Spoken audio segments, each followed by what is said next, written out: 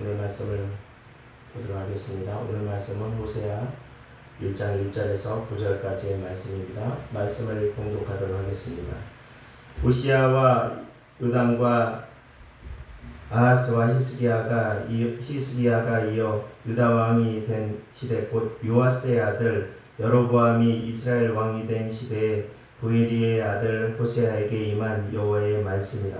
여호와께서 처음 호세아에게 말씀하실 때 여호와께서 호세아에게 이르시되 너는 가서 음란한 여자를 맞이하여 음란한 자식들을 낳으라. 이 나라가 여호와를 떠나 크게 음란함이니라 하시니 이에 그가 가서 디블라임의 딸 고멜을 맞이하였더니 고멜이 임신하여 아들을 낳음에 여호와께서 호세아에게 이르시되 그의 이름을 이스라엘이라 하라. 조금 후에 내가 이스라엘의 피를 예후의 집에 갚으며 이스라엘 족속의 나라를 그날에 내가 이스라엘 골짜기에서 이스라엘의 활을 꺾으리라 하시니라. 고멜이 또 임신하여 딸을 낳음에 여호와께서 호세아에게 이르시되 그의 이름을 루루하마라 하라. 내가 다시는 이스라엘 족속을 공의히 여겨서 용서하지 않을 것입니다. 그러나 내가 유다 족속을 공의히 여겨 그들의 하나님 여호와로 구원하겠고 활과 칼이나 전쟁이나 말과 마병으로 구원하지 아니하리라 하시니라. 고멜이 루하마를 젖된 후에 또 임신하여 아들을 낳음에 여호와께서 이르시되 그의 이름을 루암이라 하라. 너희는 내 백성이 아니오 나는 너희 하나님이 되지 아니할 것입니다. 아멘. 잠시 기도하겠습니다. 하나님, 오늘도 주께서 우리를 사랑하여 주셔서 하나님 앞에 예배할 수 있도록 인도해 주시는데 감사합니다. 이 시간에 주의 말씀을 나누기를 원합니다. 주의 말씀을 나눌 때 하나님께서 함께 해주시고 인도하여 주셔서 우리가 세상의 것을 나누는 것이 아니고 오직 성경이 우리에게 가르쳐 주시는 대로 하나님께서 우리에게 말씀하시는 대로 우리가 듣게 하여 주시고 또한 그 들은 것을 행하기를 원하오니 은혜를 베풀어 주시옵소서.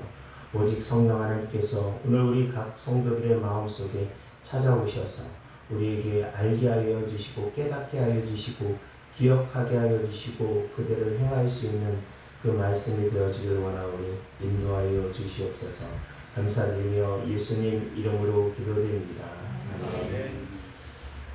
할렐루야. 사랑하는 성도 여러분, 주의 이름으로 축복하고 환영합니다. 이 시간에 주의 말씀을 함께 나눌 수 있어서 하나님 앞에 감사하고 또 주의 말씀 가운데 우리 사랑하는 성도들의 삶이 위로가 되어지고 힘이 되어지는 그러한 시간이 되었으면 좋겠습니다. 갑자기 코로나가 재확산이 되어지면서 여러 가지 불편한 마음들이 있을 것이고 또 걱정되어지는 마음들이 있을 것입니다. 그 가운데서 그리스도인으로서 어떠한 태도를 또 우리가 하나님 앞에 어떠한 모습으로 나가야 될 것인가에 대해서 오늘 이 호세아의 말씀을 통해서 우리가 다시 한번 돌아보는 시간이 되었으면 좋겠습니다. 이 호세아서는 1장 1절에서 나와 있는 것처럼 호세아 선지자가 또 호세아 선지자가 겪은 일에 대해서 기록한 성경입니다. 이 호세아는 우리가 알고 있는 여러 선지자 중에 한 명인데 구약 성경의 뒷부분에 보면 소선지서라고 우리가 보통 그렇게 칭합니다. 작은 선지서들을 장수가 적은 선지서들을 이야기하는데 그 소선지서에 시작되어지는 첫 번째 시작되어지는 부분이 이 호세아서입니다. 이 호세아는 북이스라엘 사람으로서 오늘 1절에 보면 부엘리의 아들이라고 되어 있습니다. 왜 이것을 이야기했냐면 호세아가 가상인물이 아니고 실존적인 인물이라는 것을 성경에서 밝히고자 하는 겁니다. 이렇게 밝힌 이유는 다른 성경에도 그 선지자나 어떤 인물에 대해서 밝힌 부분이 있지만 오늘 성경에서 나오는 이 호세아서에서 1장에서 등장하는 이 사건이 대단히 놀라운 사건이고 받아들이기 어려운 사건이기 때문에 이 사실에 대해서 분명하게 이 호세아 선지자가 있었다는 것을 알려주시기 위한 하나의 방법이었습니다. 왜 제가 이렇게 말씀을 드리냐면 오늘 2절에 보면 놀라운 사건, 요즘 흔히 얘기하는 쇼킹한 일이 일어납니다. 하나님의 명령인데 하나님께서 호세아에게 이렇게 말씀하십니다. 2절을 보면 여호와께서 처음 호세아에게 말씀하실 때 여호와께서 호세아에게 이르시되 너는 가서 음란한 여자를 맞이하여 음란한 자식들을 낳으라. 이 나라가 여호와를 떠나 크게 음란함이니라 하시니, 이 말씀을 간단하게 하면 호세아에게 결혼을 하라고 하는데 그 결혼한 신부가 누구냐면 몸을 파는, 제가 강단에서 좀 말씀드리기가 거북한, 그렇지만 정확하게 이야기를 해야 되기 때문에 몸을 파는 여자 창녀를 이야기합니다. 성경학자들이 이 부분에 대해서 오늘 음란한 여자라고 표현을 했기 때문에 이 사람이 정말로 창녀인가 라는 부분에 대해서 많은 연구를 하였습니다. 그러나 결론적으로 말씀드리면 맞습니다. 직업적으로 이 몸을 파는 직업을 갖고 있었던 그 사람을 이야기합니다. 그런 사람하고 결혼을 하라고 합니다. 만약에 그런 사람하고 결혼하라 그러면 여러분들 결혼하시겠습니까? 아니, 우리가 부모로서 자녀가 그런 여인과 결혼하겠다라고 하면 그것에 대해서 찬성하고 동의하시겠습니까? 오늘 이 명령에 대해서 호세아는 이 명령을 준행합니다. 따라갑니다.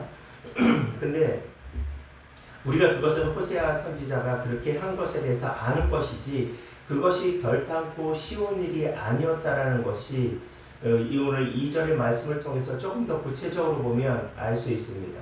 첫 번째, 용납이 되어질 수가 없는 일입니다. 결혼이라는 것을 일평생 같이 할 배우자를 만나는데 그 사람이 몸을 파는 창녀였다면 그 사람과 결혼을 한다는 것이 그렇게 쉬운 일이 아닐 겁니다. 아니, 불가능에 가까운 일일 수도 있습니다. 또 이렇게 생각할 수 있습니다. 내가 사랑하면 사랑하는 사람이니까 모든 것들을 다 용서하고 만날 수 있지 라고 생각할 수 있는데, 이 호세아가 이 고멜이라는 사람을 나중에 만나서 결혼을 하는데 이 고멜이라는 사람과 사귀고 교제하는 가운데서 이 사람과 결혼하겠다라는 것이 아니고 하나님께서 그런 직업을 갖고 있는 여자와 만나서 결혼하라고 하여서 호세아가 고멜이라는 사람을 만났습니다. 그렇기 때문에 그런 논리는 형성되어지지 않습니다. 두 번째로 법적으로도 이거는 불가능한 일입니다. 왜냐하면 레위기 21장 14절의 말씀을 제가 읽어보겠습니다. 가부나 이혼당한 여자나 창녀짓을 하는 더러운 여인을 취하지 말고 자기 백성 중에서 처녀를 취하여 아내를 삼아. 이거 레위기에서 이스라엘 백성들에게 결혼할 때 이런 사람을 배우자로 만나야 된다, 이런 사람은 안 된다라는 것을 율법에 정확하게 명시한 겁니다. 여기에 보면 정확하게 창녀짓을 하는 더러운 여인을 취하지 말고 직접적인 언급을 하고 있습니다. 그러면 오늘 호세아는 직업이라고 표현하기는 그렇지만 그 사람이 선지자입니다. 선지자인데 이런 행동을 하는 여인을, 부정한 여인을 자기 아내로 맞는 것, 이것은 본인이 동의하고 안 하고의 문제가 아니고 율법을 배격하는 일이고 율법은 하나님 말씀을 어긋나게 행동하는 겁니다. 그런데 하나님께서 그렇게 하라고 하셨죠. 이렇게 생각할 수 있습니다. 하나님께서 율법을 만드셨기 때문에 그 율법을 없이 하실 수 있는 분도 하나님이십니다. 그렇기 때문에 하나님께서 그 율법을 바꾸셔서 그래 너는 해도 돼 이렇게 생각할 수도 있습니다. 그런데 사실은 그것은 아닙니다. 왜냐하면 율법을 우리에게 하나님께서 주신 이유는 율법을 통해서 죄를 짓지 말고 우리가 죄가 무엇인지를 깨닫게 하고, 또 오늘 이 레위기서의 말씀과 또 여러 가지 겉면의 말씀은 그렇게 부정한 행동을 하는 사람들과 어울려서 성결한 너희가 부정한 사람이 되지 말라는 의미로서 하나님께서 율법을 주신 겁니다. 그래서 율법에 보면 이런 사람 만나지 말고 이런 음식을 먹지 말고 이런 행동을 하지 말라는 이유가 거기 있습니다. 그런데 오늘 호세아에게 그것에 대해서 정면적인 반대적인 부분을 행하시는 이유는 하나님께서 이 사건을 통해서 이스라엘 백성들에게 특별하게 꼭 확실하게 말씀하시고자 했던 부분이 있기 때문에 그렇습니다. 그것은 이후의 말씀을 통해서 보면 정확하게 알 수가 있는 부분입니다. 이렇게 이 호세아는 이 음란한 여인과 결혼할 수 없습니다. 그런데 산 넘어 산이라고 2절의 말씀을 보면 또 이런 말씀이 있죠. 음란한 자식을 낳으라 라는 부분이 있습니다. 이 음란한 자식을 낳으라는 말도 대단히 이해하기가 어려운 부분입니다. 우리가 상식적으로 이해할 수 없는 부분입니다. 우리가 우리의 자녀들을 볼 때 얼마나 대단히 소중하게 여기고 또 아끼고 귀하게 여깁니까? 그 우리의 자녀들이 더욱더 잘 되기를 바라고 또 이 세상에서 편안하게 또 행복하게 살기를 원하는 것, 그건 모든 부모들의 마음입니다. 정상적인 부모라면 다 그렇게 생각합니다. 또 그렇기 위해서 우리 부모된 우리들이 얼마나 헌신하고 애쓰고 그렇게 살아가고 있습니까? 그런데 하나님께서 뭐라고 하십니까? 음란한 자식을 낳으라고 합니다. 이 음란한 자식을 낳으라는 게 무엇이죠?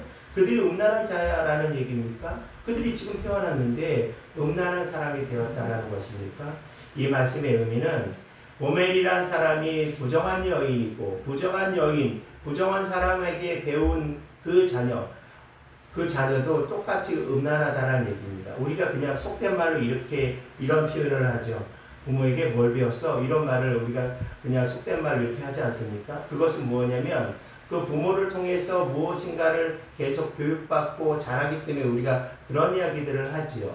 그것처럼 고멜이라는 사람이 그런 부정한 여인, 또 오늘 1장에는 그 부분이 나와 있지 않지만 고멜이라는 사람이 나중에 호세에게 결혼을 해서 아이를 낳지만 그 후에 다시 또 그 같은 행동, 그 창녀의 행동을 또 같은 행동을 반복합니다. 그 가운데 다시 호세아가 돈을 주고 사오는 일들이 이후에 벌어지는데 이 가운데서 무엇을 이들이 배웠겠습니까? 그래서 부정한 자를 음란한 자식을 낳으라는 이야기가 그 의미가 되어집니다. 그렇기 때문에 호세아 입장에서는 아내도 그렇고 자녀도 그렇고 이 결혼은 절대로 할 수가 없는 겁니다. 그리고 그 자녀의 이름을 하나님께서 다 이름을 정해 주셨거든요. 근데 그 이름을 보면 더 할 수가 없는 부분입니다. 첫 번째 아들의 이름이 뭐냐면 이스르엘입니다. 이스르엘인데 이 이스라엘의 뜻은 무엇이냐면 하나님께서 흩으셨다라는 의미를 갖고 있습니다. 성경에서 하나님께서 그 이름을 지어주실 때 그 이름에 맞는 뜻이 있습니다. 그리고 그렇게 행동하거나 그 결과로서 그 미래가 무엇이 될 것이다 라는 부분이 있어서 하나님께서 이름을 그렇게 지어주십니다. 그래서 우리가 대표적으로 잘 알고 있는 사람들이 있죠. 뭐 아브라함이나 아니면 베드로나 이런 사람들의 이름을 하나님께서 바꿔주시죠. 아브라함이 원래 아브람이었다가 이후에 아브라함으로 바뀌지 않았습니까? 성경은 하나님께서 그 이름을 지어줄 때 그 이름에 걸맞는 행동을 하고 그 이름을 통해서 하나님께서 복을 내려주시는 부분이 분명히 있습니다. 그런데 오늘 첫째 아들을 이스라엘 하나님께서 흩으신다라는 의미로서 그 이름을 지어주셨습니다. 첫째 아들은 그래 그럴 수도 있지라고 생각할 수 있습니다. 둘째를 딸을 낳습니다. 둘째 딸의 이름이 뭐냐면 로루하마입니다. 로루하마인데 이거는 루하마가 궁휼이라는 뜻입니다. 다시 이야기하면 불쌍히 여기다라는 뜻인데 궁휼이 여김을 받지 못하는 자가 바로 로루하마라는 이름의 뜻입니다. 아니 딸의 이름을 하나님의 궁휼을 받지 못하는 자 그러면 뭡니까? 하나님 앞에 불쌍히 여김을 받지 않는 자 그럼 뭡니까 이 사람은? 셋째가 아들인데 셋째 아들은 로암미라고 지었습니다. 이 암미가 무엇이냐면 백성이라는 뜻을 갖고 있는데 이 앞에 로라는 얘기가 우리가 영어에 노라는 얘기입니다. 그러니까 아니다라는 얘기가 히브리의 로라는 단어인데 암미 해갖고 너는 내 백성이 아니다라는 의미입니다. 그러면 첫째는 하나님께서 흩으시고 두 번째는 공유를 잊지 못하고 세 번째는 너는 내 백성이 아니다라는 그런 이름을 하나님께서 직접 지어주십니다. 이것을 어떻게 받아들일 수가 있습니까? 여러분 하나님께서 내 백성이 아니라는 의미가 무슨 뜻을 갖고 있는지 아십니까? 이제 너하고 나하고는 별개의 사람이야. 이제 너하고 나하고는 끝이야 라는 의미입니다. 제가 그런 말씀을 드렸습니다. 지옥이 여러분 가고 싶으십니까? 가고 싶지 않으십니까? 당연히 가고 싶지 않은 곳이지요. 그런데 우리가 지옥하면 생각나는 것이 연상되어지는 것이 무엇이죠? 뜨거운 불. 여러분 성경에서도 그렇게 이야기하고 있으니까요. 그런데 지옥이 정말 지옥 같은 이유가 무엇인지 아십니까? 그 지옥에는 하나님이 계시지 않기 때문에 그렇습니다. 하나님과 교제할 수 없고 하나님을 만날 수 없기 때문에 그렇습니다. 이 부분에 대해서 가슴에 와닿지 않으시죠? 제가 이 부분을 어떻게 설명할까 하다 예전에 그런 생각이 났습니다. 제가 어렸을 때 제가 살던 동네, 저는 계속 서울에서 살았기 때문에 그렇게 시골에서 살아보지는 않았습니다. 그런데 제가 살던 집 근처에 장의사 집이 있었습니다. 더 정확하게 얘기하면 장의사 차들이 모아진 주차장이 있었습니다. 예전에는 지금처럼 45인승 버스가 아니고 한 25인승 이런 데 뒤에다 이렇게 관을 넣을 수 있게 그런 버스들이 있는 주차장이 제가 사는 집 근처에 있었습니다. 그런데 그 밤에 그 골목을 지나가려고 하면 얼마나 무섭든지 그 길을 가고 싶지가 않은 거예요. 그런데 꼭 그 길을 꼭 혼자 가게 된 일들이 자주 벌어졌습니다. 그래서 어떨 때는 막 달려가기도 하고 어떨 때는 딴 생각을 하면서 걷기도 했던 그런 생각이 났습니다. 그런데 그 길을 갈 때 무섭지 않을 때가 있었습니다. 언제냐면 우리 부모님과 같이 걸어갈 때, 또 다른 어른들과 같이 걸어갈 때 똑같은 길을 가잖아요. 그런데 왜 저는 어떨 때는 무섭고 어떨 때는 안 무서웠습니까? 누군가 내 옆에 있기 때문에 그런 거죠. 그것처럼 하나님이 내 옆에 계시기 때문에 우리의 삶을 풍성할 수 있는 것인데 하나님이 내 곁에 없다라는 것은 바로 이런 지옥과 같은 모습이라는 겁니다. 그런데 오늘 하나님께서 로암미해갖고 너는 내 백성이 아니다. 나는 이제 너와 함께하지 않겠다라고 말씀하시는 것이 얼마나 청천벽력과 같은 그런 선언이십니까?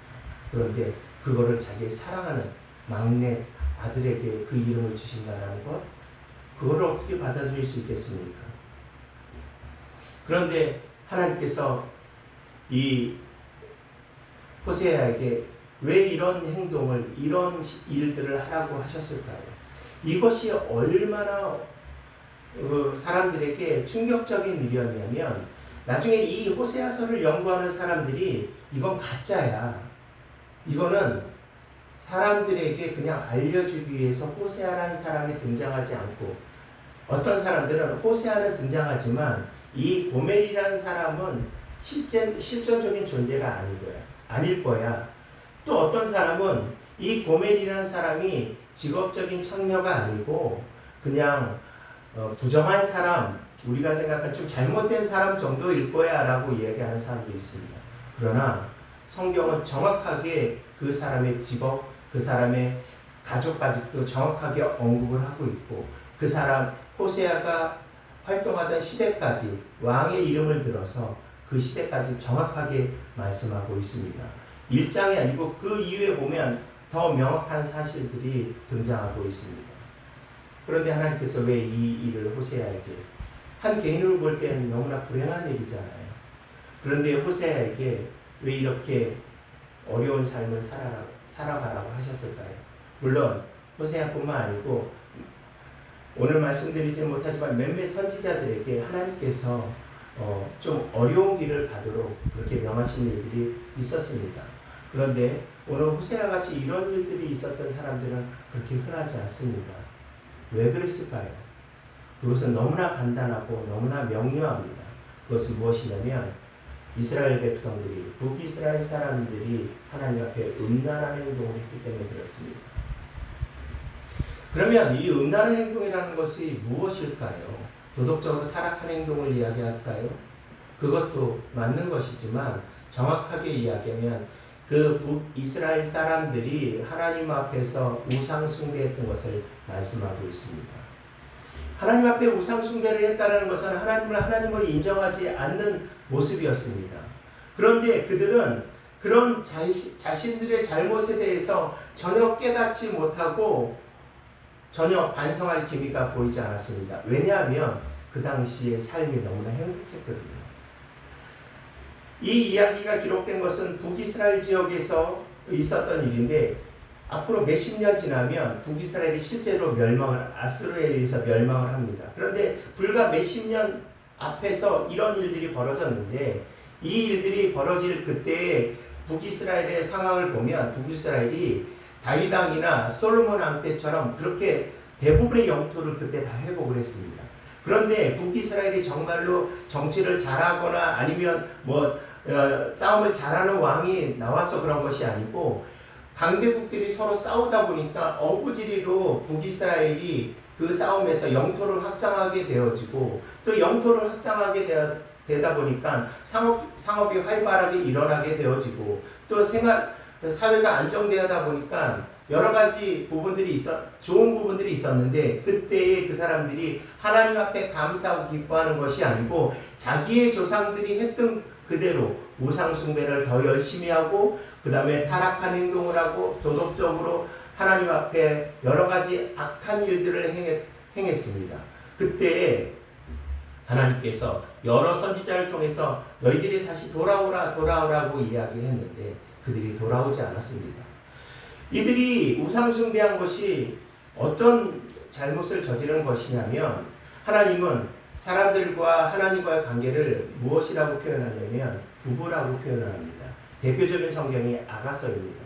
여러분 아가서에 보면 한 글자도 하나님이라는 단어가 나오지 않습니다. 그런데 아가서를 우리가 성경으로 인정하는 이유는 아가서를 통해서 우리에게 주시는 의미가 있기 때문에 그런데 제가 오늘 이 말씀을 준비하면서 어제 아가서 전체를 읽었는데 가슴이 너무나 뜨거워지고 감사했던 부분이 있습니다. 뭐냐면 하나님께서 사람들에게 대해서 너무나 사랑하는 마음이 절절히 그 아가서 시 내용 가운데 있었습니다. 단순하게 어떤 한 남자가 술람이 여인을 사랑하는 부분을 기록한 것이 연애하는 것, 교제하는 것을 기록한 것이 아가서가 아닙니다. 하나님께서 사람들이 서로 남녀가 사랑하는 것처럼 하나님께서 사람을 사랑한다는 의미입니다. 그런데 우상숭배를 한다는 것은 이 관계를 끊어버린다는 것을 가지고 있습니다. 그 관계가 단절되어진 것, 신뢰가 깨어지는 것을 말하고 있는 것입니다. 그래서 결국 그들에게 어떤 대가가 있습니까?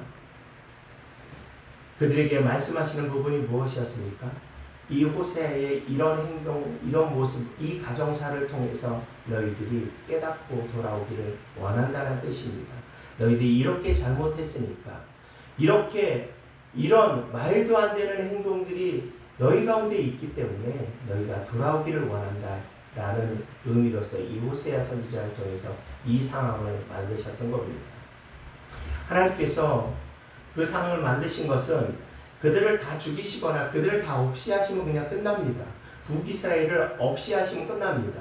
그런데 하나님께서 호세아를 통해서 이렇게 말씀하시는 것은 너희가 이것으로 인해서 끝나. 너희가 이렇게 죄를 지었으니까 다 죽어야 돼 라고 해서 그것을 말씀하시는 것이 아니고 그것을 통해서 다시 돌이키기를 원하시는 하나님의 뜻이기 때문에 이렇게 말씀하시는 겁니다. 하나님께서 이스라엘 백성들에게 다시 대화를 시작하십니다. 그 첫 번째 대화가 무엇이냐면 7절에 있는 유다 족속을 긍휼히 여기시는 겁니다. 그러나 내가 유다 족속을 긍휼히 여겨 그들의 하나님 여호와로 구원하겠고 활과 칼이나 전쟁이나 말과 마병으로 구원하지 아니하리라 하시니라. 이 7절의 말씀의 의미는 뭐냐면 지금 제가 이 장소가 북이스라엘이라고 말씀을 드렸죠. 북이스라엘인데 남유다 이스라엘이 솔로몬 왕 이후에 여로보암과 르호보암 이 두 왕이 되어지면서 북이스라엘과 남유다로 갈라져서 몇백 년 동안 그렇게 살아가는데 북이스라엘은 처음부터 하나님 앞에 똑바른 삶을 살지 않았습니다. 상대적으로 남유다는 잘못한 것이 있었지만 그래도 하나님 앞에 바른 모습을 지내고 바르게 살려고 노력했습니다. 우리가 알고 있는 히스기야 왕도 그런 왕 중에 한 사람이었었죠. 그런데 이 남유다는 남유다는 망하게 하지 않겠다. 그들에게 벌을 주지 않겠다. 그들에게 구원을 시키겠다 말씀을 하십니다. 그러면서 하시는 말씀이 그들이 활이나 칼이나 전쟁이나 말과 마병으로 그들을 구원하지 않겠다라고 말씀하십니다. 이 부분이 뭐냐면 사람의 힘으로 그들을 구원하는 것이 아니고 내 힘으로 내 능력으로 그들을 구원해 주겠다. 그들을 보호해 주겠다라는 의미입니다. 그 대표적인 사건이 히스기야 왕 때 일어나죠. 북이스라엘이 아수르에서 멸망당하고 그 아수르가 다시 남유다를 침공합니다. 남유다를 침공할 때 아수르의 사네립 왕 때 남유다는 히스기야 왕 때였습니다. 그때 병력 18만 5천 명을 데리고 남유다를 공격을 합니다. 그 당시 18만 5천이라는 병력은 아주 대규모의 큰 병력이었습니다. 그리고 승승장구하고 전쟁에 이기던 아주 정예화된 군사를 이끌고 그 사네립이 내려왔을 때 유다는 멸망할 수밖에 없었습니다. 남유다는 멸망할 수밖에 없었는데 근데 그때 어떤 일이 벌어졌습니까? 하나님께서 하룻밤 사이에 그 18만 5천 명을 한꺼번에 다 죽이십니다. 어떻게 죽이셨는지도 모릅니다. 새벽에 가보니 다 죽어 있었습니다. 하나님께서 이 말씀을 하시는 겁니다. 내가 칼이나 무기로서 너희들을 보호하는 것이 아니고 내 능력으로 너희를 보호하시겠다라고 말씀하고 계신 겁니다. 이렇게 유다를 이야기한 것, 남유다처럼 너희가 하면 북이스라엘 너희도 용서함을 받을 수 있어 라는 부분입니다. 그러면서 계속적으로 말씀하시는 부분이 10절과 11절과 호세아 오늘 읽지 않았지만 2장 1절까지의 부분입니다. 10절의 내용을 잠깐 보면 그러나 이스라엘 자손의 수가 바닷가의 모래같이 되어서 헤아릴 수도 없고 셀 수도 없을 것이며 전에 그들에게 이르기를 너희는 내 백성이 아니라 한 그곳에서 그들에게 이르기를 너희는 살아계신 하나님의 아들들이라 할 것이다. 두 가지 말씀을 하십니다. 자손의 수가 바다의 모래같이 이 말씀을 어디서 많이 듣던 말씀이 아닙니까? 아브라함 이후부터 계속적으로 이 말씀을 하나님께서 반복적으로 말씀하여 주십니다. 이 말씀을 하신 것은 내가 아브라함과 이삭과 야곱에게 했던 약속을 너희에게 그대로 지켜줄게 라는 말씀입니다. 두 번째로 살아계신 하나님의 아들들, 아까는 너는 내 백성이 아니다 라고 말씀을 하셨잖아요. 그런데 너희는 내 아들이라고 말씀하고 계십니다. 이름을 나중에 다시 바꿔주십니다. 그 자녀들의 이름을 아까 말씀을 드렸는데 호세아 2장 1절에 보면 너희 형제에게는 암미나하고 너희 자매에게는 루하마라 하라. 아까 로라는 말이 다 빠졌죠. 로암미하고 로루하마였는데 암미 백성 너희는 내 백성이 되겠다라는 말이고 그 다음에 루하마 너희는 나의 궁일이 되어 내가 궁일을 베풀어 주겠다라는 말씀 너희를 불쌍히 여기겠다라는 말씀이십니다. 이렇게 이름을 바꾸어 주십니다. 오늘 이렇게 하나님께서 해주시겠다라고 하신 것 그것은 무엇이냐면 돌아오면 됩니다. 돌이키면 됩니다. 그것이 회개입니다. 그 회개가 무엇일까요? 예전에 어느 인디안 마을에 선교사님이 방문을 하셨습니다. 그래서 그들에게 복음을 전하고 그들에게 구원을 가르쳐 주었습니다. 이렇게 하면 여러분들이 구원을 받을 수 있습니다. 라고 이야기하는데 선교사님이 모든 것을 다 하나님 앞에 드리면 됩니다. 하나님 앞에 맡기면 됩니다. 라고 그렇게 설교의 내용 가운데 그렇게 말씀을 드렸어요. 그런데 그 설교를 듣던 많은 인디안들이 그 말씀에 감동을 받고 나도 구원을 받아야지 라고 생각을 했습니다. 그런데 무엇을 드려야 되지? 무엇을 포기해야 되지? 라는 고민이 생겼습니다. 그런데 이 인디안들은 그렇게 부자가 아니었습니다. 알고 있는 것처럼 집도 없었습니다. 떠돌이 생활을 하기 때문에 텐트를 갖고 돌아다니면서 사냥을 하면서 먹고 살던 사람들이었습니다. 그들이 가진 거라고는 자기가 입고 있는 옷과 사냥할 때 쓰는 총과 그리고 또 사냥할 때 도와주는 개 한 마리 정도였습니다. 이 인디안이 선교사님께 찾아옵니다. 제가 제 옷을 하나님 앞에 드리면 제가 구원을 받을 수 있겠습니까? 선교사님 뭐라고 하셨을까요? 아니라고 했습니다. 그 이야기를 듣고 실망함으로 인디안을 돌아갔습니다. 또 며칠 고민하다 다시 왔습니다. 그러면 제가 옷도 드리고 우리 그 사냥할 때 쓰는 이 개도 드리면 하나님께서 저를 구원시켜 주시겠습니까? 선교사님은 아니라고 했습니다. 또 며칠이 지났습니다. 이제 그 인디안이 아주 큰 결심을 하고 왔습니다. 선교사님, 제가 옷도 드리고 개도 드리고 내가 갖고 있는 총도 드리겠습니다. 이제 내가 갖고 있는 거 다 드립니다. 그럼 나는 구원을 받을 수 있습니까? 뭐라고 대답하셨을까요? 아니라고 했습니다. 이 인디언은 너무나 실망했습니다. 이제 내가 가진 것이 아무것도 없는데 무엇을 더 드리라는 거지? 무엇을 더 포기하라는 거지? 그때 인디안이 다시 그렇게 얘기를 합니다. 선교사님, 내 마음까지도 드리겠습니다. 그때 선교사님이 맞습니다. 당신은 하나님 앞에 구원을 받을 수 있습니다. 우리가 하나님 앞에 회개하는 것이 바로 이겁니다. 내 모든 것을 드리는 것. 이것이 바로 하나님께서 하나님 앞에 우리가 드리는 모든 것입니다. 이것은 하나님을 하나님으로 인정하는 겁니다. 하나님께서 모든 것을 나에게 해주십니다라는 것을 인정하는 겁니다. 이것을 오해하시면 안 됩니다. 나는 아무것도 안 해도 되라는 의미가 아닙니다. 내 생활 속에서 모든 생활을 하지만 그 생활의 주인은 내 모든 하는 것에 이루시는 분은 하나님이시라는 것을 믿고 의지하고 신뢰하는 것.